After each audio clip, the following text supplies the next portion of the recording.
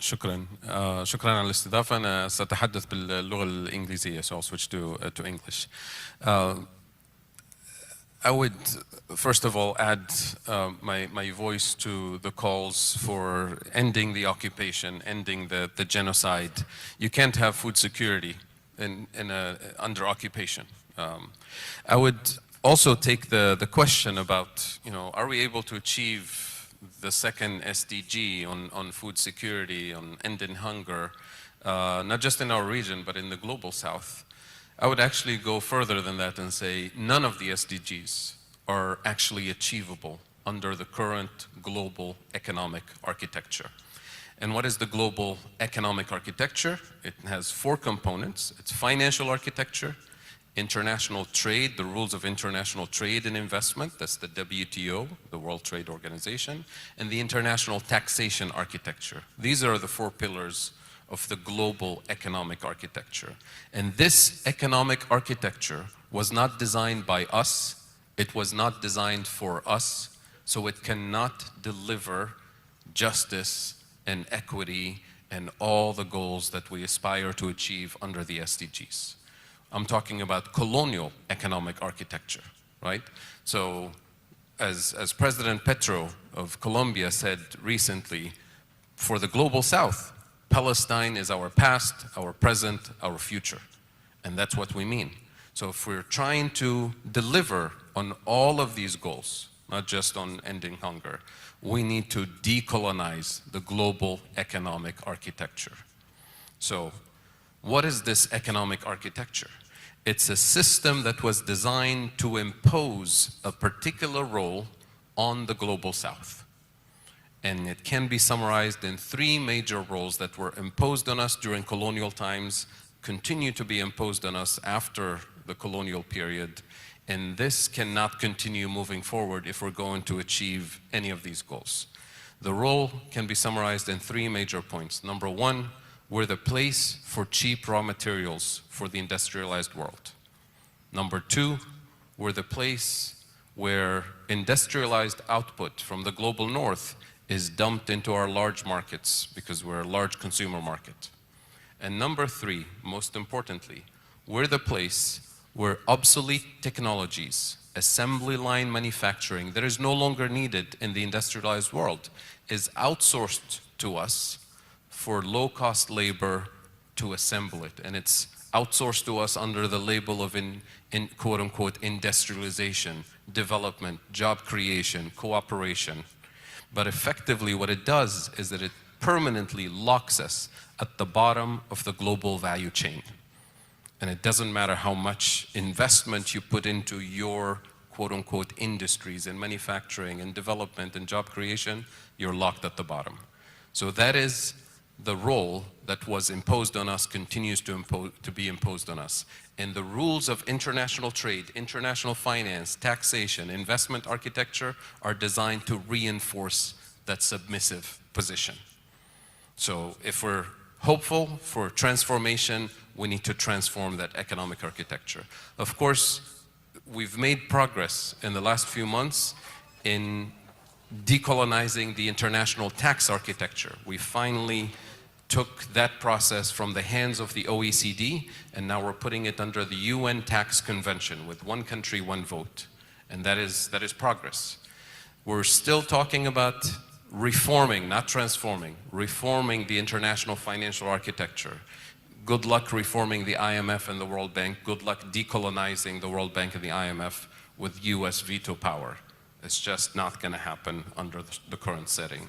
The blind spot that very few people are talking about is the WTO, the rules of international trade and investment architecture. And I'll just mention one of those weaponized rules where corporations can use international law under the WTO to threaten, they don't even have to do it, to threaten to sue countries in the global south back to the dark ages, right? To extract the most, to guarantee their profits and so on. And this is a global phenomenon. It's not limited to our region. It's the entire global south. So The external debt crisis that many of the countries in the global south, my own country, Tunisia, and many countries in our region struggle with this vicious cycle of external debt. External debt is a symptom of deeper structural issues, one of which is food, and I'll come to this point. So the source of external debt is three major deficits. Number one, food deficits. Number two, energy deficits. And number three, manufacturing deficits. Food deficits meaning we've been, locked into this post-colonial myth of food security. I mean, food security sounds good. Who doesn't like food security? Except food security means you secure the caloric nutrition of your people, either by producing it, or by buying it from abroad, or by borrowing dollars to buy it from abroad to go into that, or even worse, by receiving it as food aid. Food aid is the worst thing you can do to your farmers because they can't compete with free food. And that's been part of the systemic entrapment that we've seen starting in the 1960s to this day. So we're not gonna secure our nutrition under the rules that were introduced in the 1960s. And I'll give you just one key phrase. Before there was a WTO, the earlier version of it was the GATT, the General Agreements on Tariffs and Trade. When during those negotiations, you can explicitly hear negotiators from the global north saying, we believe in free trade in everything except arms and farms, weapons and food, no free trade, right? So it's systemic, it's not by accident. When it comes to the manufacturing deficits, the fact that we're locked at the bottom of the value chain, where the only kind of industrialization we're allowed to have is the kind where you have to import the machines, import the fuel to power the factories, import the intermediate components to assemble, and we even import the packaging. And we use low-cost labor in order to produce low value added content for exports. Our imports are high value added content, so you can double, triple, quadruple your exports. You're always locked at the bottom of the value chain.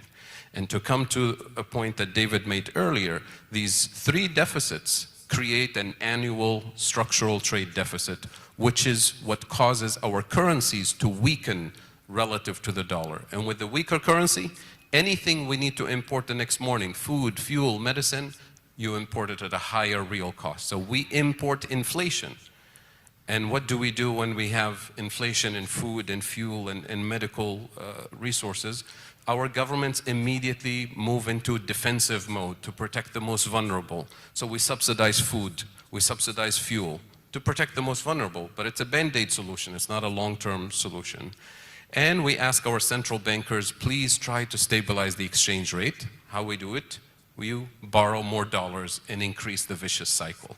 So if we're going to achieve any of these development goals, including the one on hunger, including actual food security in the real sense of the term, our only way out is to channel all of our efforts, all of our resources, not just at the national level, but at the regional level with actual South-South cooperation as economic necessity, not as a nice thing we say to each other in meetings, to channel all resources towards addressing the root causes, which is investments in food sovereignty and agroecology at the regional level, investments in renewable energy sovereignty, which is our biggest potential in this region, and investments in actual industrialization that allows us to escape the bottom of the value chain. And we have to become selective with our partners from the global north, saying if you're going to cooperate with us, if you're going to finance any project, it has to be channeled towards transformation.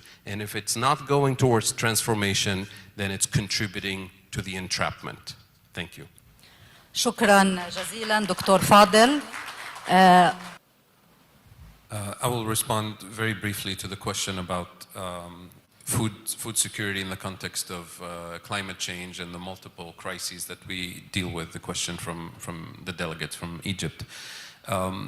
When you think of the transformation that happened starting in the 1960s in the global food system, the role that was imposed on us, which is to stop producing core crops, the wheat, the corn, the barley that we need, and to become the region that will complement the agricultural policies of the European Union, for example, the Common Agricultural Policy, that prioritize their own food sovereignty.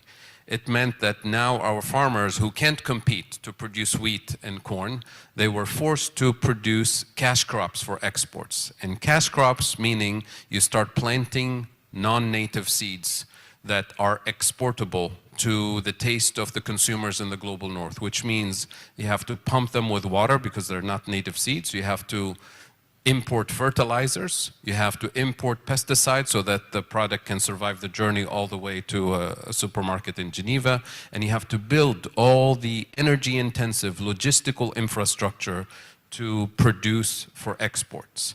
Today, because of the crisis, we're rediscovering, finally, that our native seeds are actually more resilient to droughts. They're more resilient to climate change, and they are the foundation of our food sovereignty. So every metric ton of wheat we produce locally saves us the equivalent in dollars that we have to borrow and interest we have to pay to import that food.